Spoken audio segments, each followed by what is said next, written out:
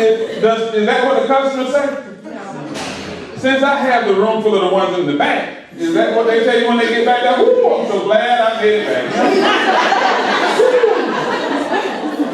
Is that what they say?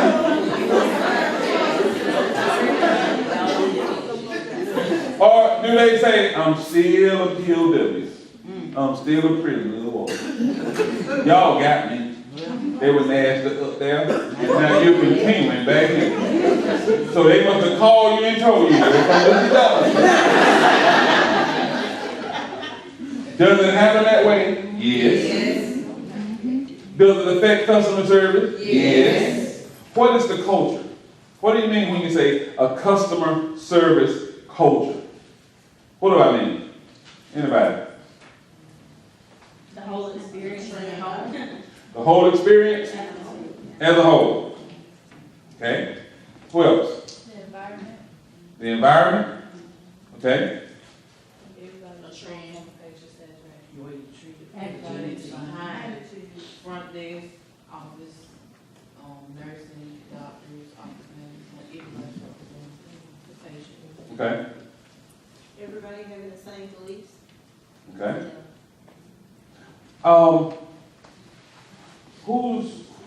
Which facility has the best customer service rating in AAPHC? Edison.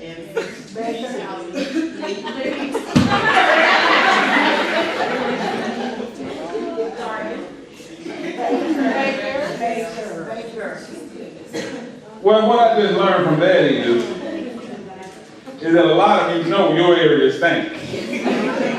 Or you're not really sure. Because y'all know y'all turn up some heat when they... Well, this is the other part of customer service that you have to focus on is the environment. What is the culture of the office? If the receptionist is tainting the culture, then that's something else that needs to be communicated. And it needs to be addressed. If the doctor is tainting the culture, that's something that needs to be communicated and it needs to be addressed. Because the culture needs to be embracing. Okay, Maslow, anybody familiar with Maslow's pyramid of hierarchy? Basically what it says is after your basic needs of food, shelter, and clothing, a sense of love and belonging is paramount. So once I got all the basic needs taken care of, I'm looking to belong to something, to somebody, to a group for acceptance. The patients come to your facility looking for the exact same thing. They want to feel like they belong to this office. They belong to this facility because they treat me so well. Y'all treat me so good, I want to come on Tuesday instead of on Wednesday. Whenever I come here, they're always smiling. And they may be at their worst day. But sometimes health is more psychological to get the body to do what it needs for the physical. It all matters. So if the culture just pulls them away when I'm already struggling, then when I come here, y'all ain't mad. The way she talked to me made me feel like I was nothing. The way she looked at me made me feel like I was nothing. She didn't say a word, she just rolled her eyes at me. See, we perfected those things, those nonverbal cues. I ain't say nothing.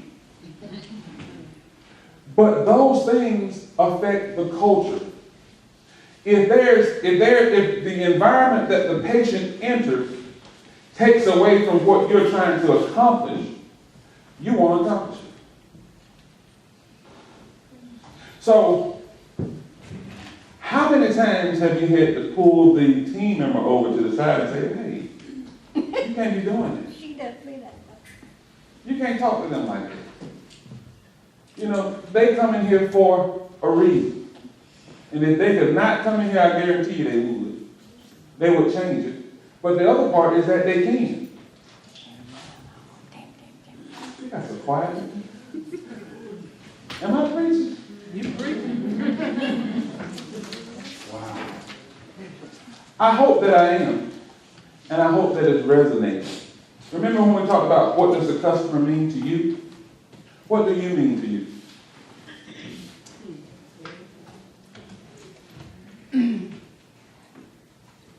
What do you mean to you? Remember, you're a customer. And 9 times out of 10, you reach. Oh, he preaching now. What you say?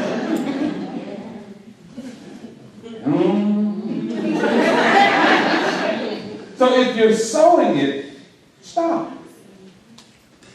If you're coming to work growling, no smile, smile. There was actually therapy or studies done on depressed people. Literally, clinically depressed people. And in this therapy, their treatment was for them to force a smile for 20 minutes. But what happened, the person that was depressed became not depressed, and there was no medicine involved. You tell the patient who they are. Your demeanor tells the patient their value to you. Your smile, your response, your good morning, or your morning.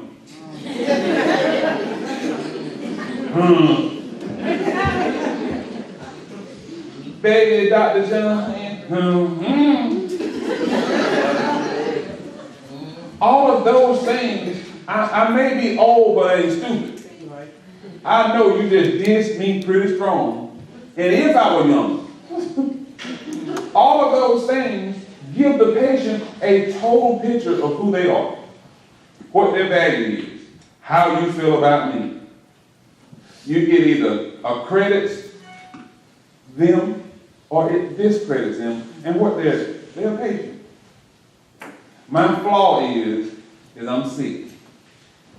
My flaw is I might be depressed. My flaw is I may have a quick trigger with the lips. But I still came for a service that you're getting paid for somehow.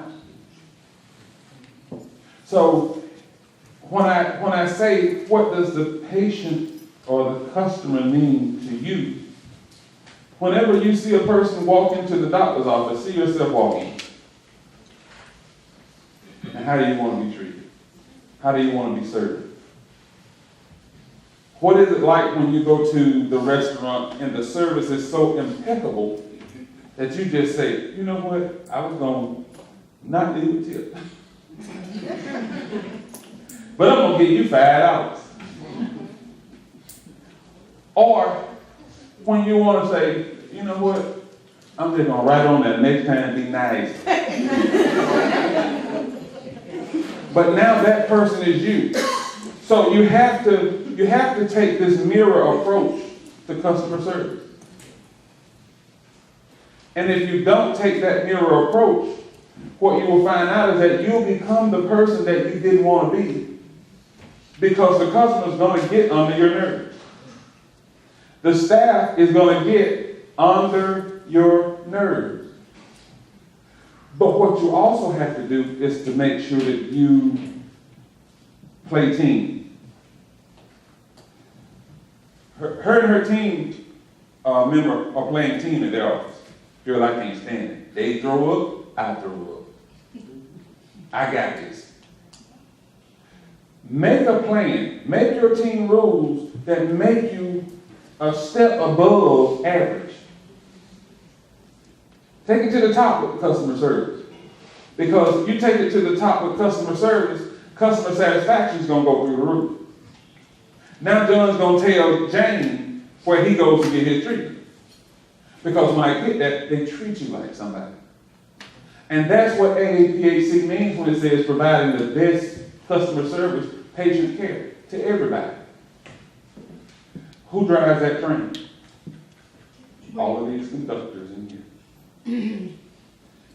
Every office, usually your receptionist, they go look at you as a hierarchy. They're the receptionist, you're the nurse, and then they have the doctor. And they sometimes respond in that way. That's the change. You have to be bold enough to make sure that your culture is not ruined by the receptionist.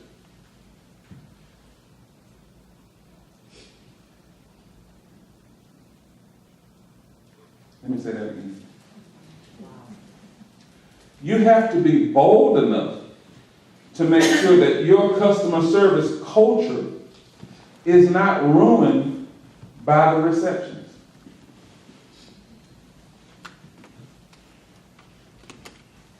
Is this why we need pillows? Is that simple? It's not simple, but it's mandatory to do it. Because your goal is exceptional customer service. Your hope is great customer satisfaction. And you don't want to have your office where management controls your office over something like customer service. I got a call that says, you cussed her out. Ooh, I did. Those are not the calls that you want to get.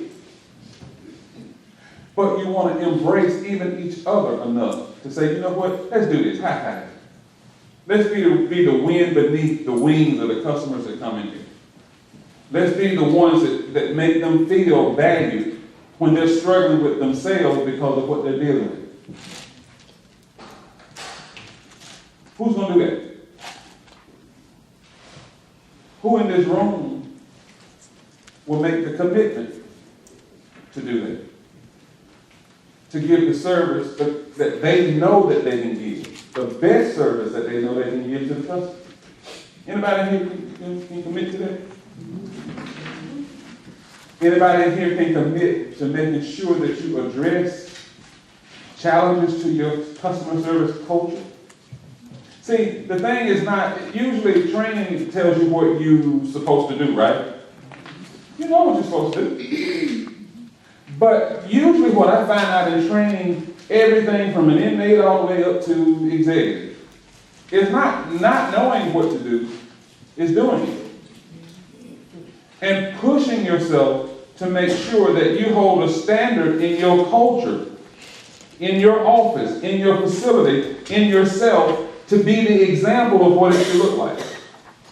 So I can't tell you about customer service if I'm not representing it myself, right? So now it forces me to change whatever's not that I'm not doing to be the example. So just follow me. And we're going to set the bar here. Let's have a conversation, a team meeting, a huddle on where we're going to set the bar here. And this is what we're going to maintain. Okay? This is what kind of gets under my skin. Okay? Well, this is what gets under mine. If I do this, will you do this? Yeah. Work your system. Work your system.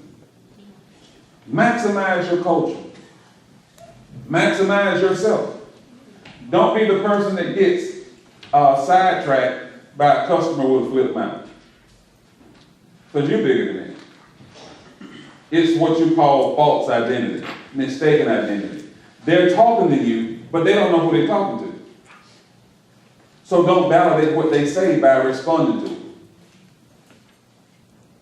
You know y'all know y'all nasty, Good morning, son. We can be nasty sometimes, you're right.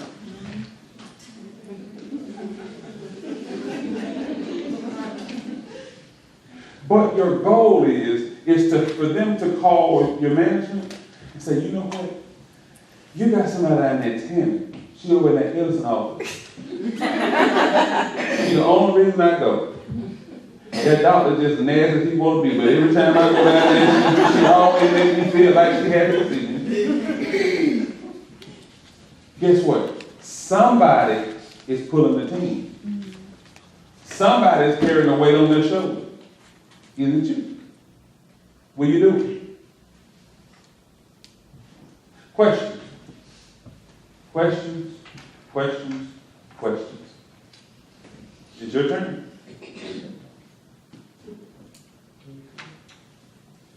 Questions? Questions? Questions? Okay, I have some questions.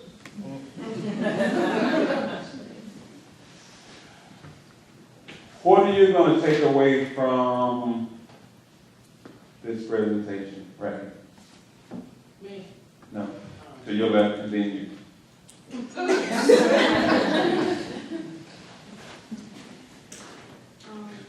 to do the best that I can to make sure that every customer I come in contact with is satisfied with every facility I work Okay?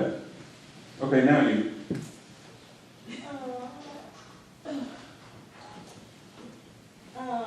The biggest part I got from it was the culture thing, making sure that the patients aren't affected by the culture starting at the front and teamwork. Okay? Basically making sure that the patient is taken care of regardless of incidents or anything from front to back, regardless, basically. That's the most I got from it, Okay? to make sure that they're satisfied. Okay. Mrs. No. You, yes. What have you gained so far from this morning's presentation? Just ensuring that from start to finish, the customer feels, more than everything, comfortable with where they're, choosing to proceed with their from. Okay.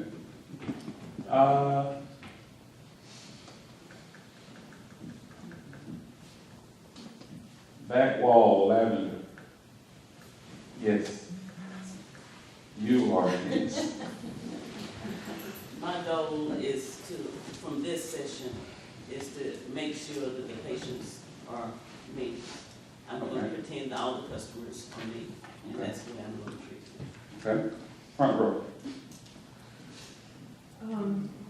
The customer service is very important, and I try to make my patients feel like when they're coming in that they're welcome and that they're special, we're gonna take good care of you. The culture part is very interesting to me because you can sense when there's one person that comes in that's not on their game that morning, it can bring the whole culture down.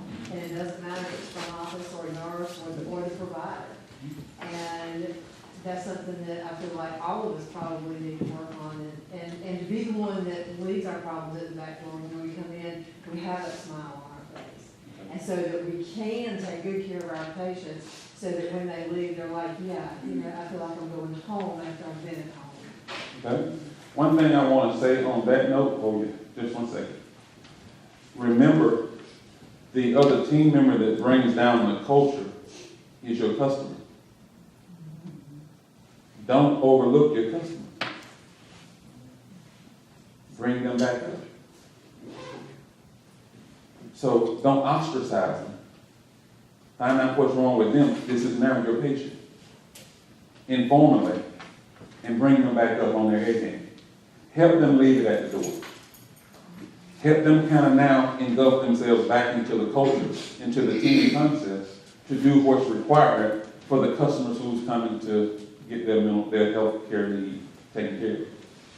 So remember, you have to know your customers in order to provide or achieve or hope to achieve customer satisfaction. Because the same person who's down, you don't know what they went through before they got there, unless you invest into them to understand what's affecting our culture here. Because your ultimate goal is to generate a consistent culture that's healthy, that has energy, that's full of energy, so that when the patients come in, they can feel the energy resonate in the culture. You answered it, but I wanted to ask, how do you facilitate changing the culture? Well, first you start with you, okay? You don't want to tell somebody how to change. You want them to see how to change. So you don't want them to, you need to tell them good morning when they come in. You tell them good morning when they come in. And now what you do is that you bond with the person that you want to teach. And you show them how you do stuff.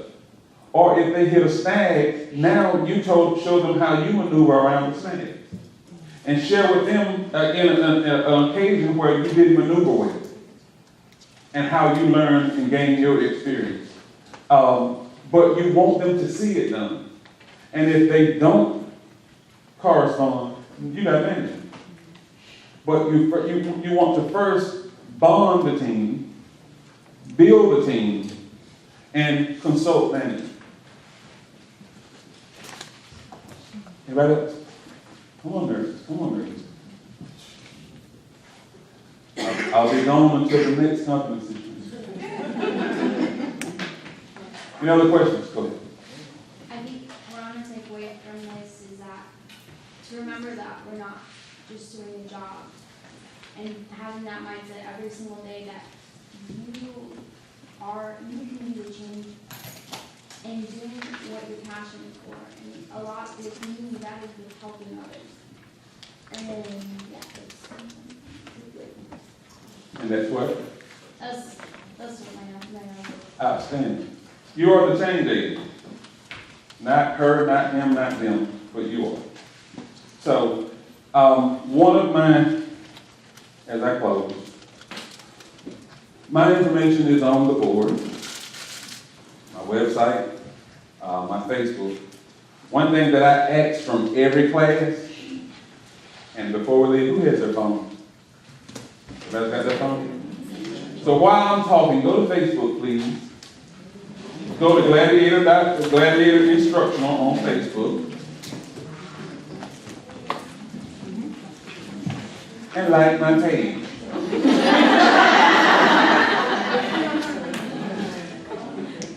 If you want to know the depths of what we do, gladiatorinstructional.com. Do a whole bunch of different training scenarios. Do a lot of churches, a lot of colleges and organizations, law enforcement as well. So still do a lot of different stuff. Teach churches safety, security, teach their leadership how to basically incorporate the body into mission and ministry with inside and outside of the tabernacle, and how to put practical applications to Scripture.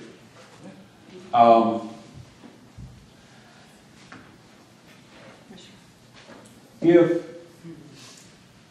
you know of, and this is a promoting thing. If you know of any organization that's looking for training, have them take a look at Gladiator Instruction. It's been a pleasure for me to be here today. You guys have just kind of like turned me from giddy to float right about now. I look forward to anything involving AAPHC.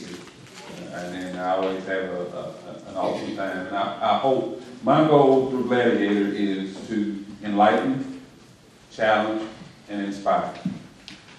To teach, to push you, to stretch you, and to let you know that you're the only one that can do it.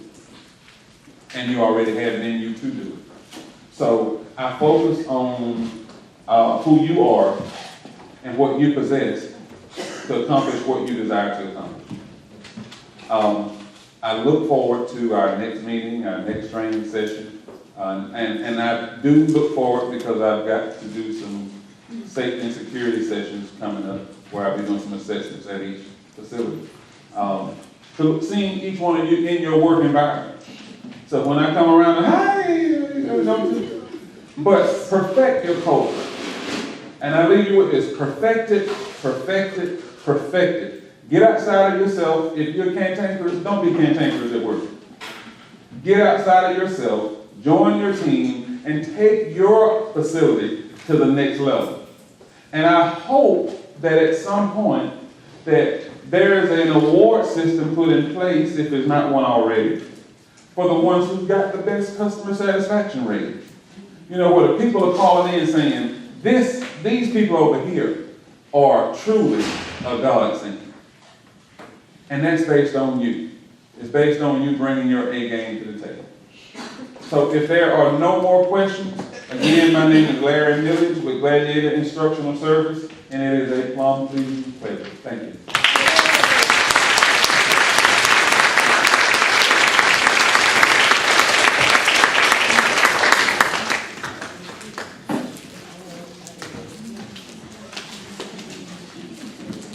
Just thank Mr. Larry again, and I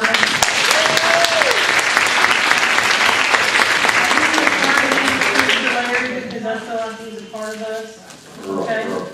And, he's done a lot for the organization, some other workshops that he's done for us. So I hope this is, relationship continues. I benefit every time I hear it. Yep. We're gonna take a quick bio break, be back in 10 minutes.